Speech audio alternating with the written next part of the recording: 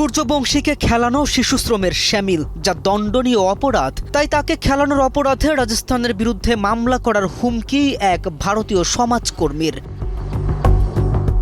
কখনো বোলারেরা অভিযোগ করে এইটুকু ছেলে বয়সে বড়দেরও এভাবে ছক্কা হাঁকানো নিয়ে, তো কখনো সমাজকর্মীর চোখে সে শিশু আর তাকে প্রফেশনাল ক্রিকেট খেলানোটাও অপরাধ।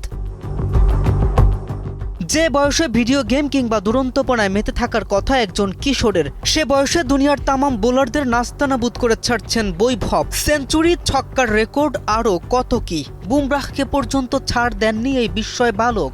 যখন গোটা দুনিয়া তার ক্রিকেটীয় দাপটে মুগ্ধ হওয়ার উপক্রম, তখনই বিপত্তি ভারতীয় এক সমাজকর্মীর কল্যাণে।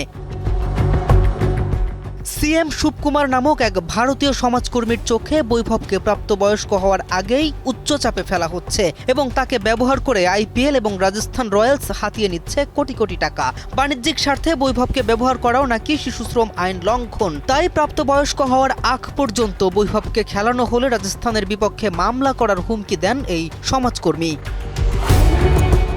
18 বছরের কম বয়সী কাউকে শিশুদের এক ধাপ উপরে অর্থাৎ কিশোর হিসেবে গণ্য করে ভারত। তাই তার যুক্তি, বৈভবকে উচ্চচাপে না ফেলে চাপমুক্ত রাখা হোক।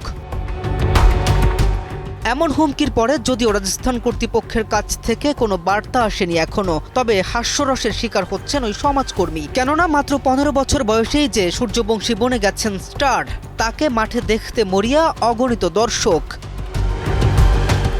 কেএম রাফিন, News 24।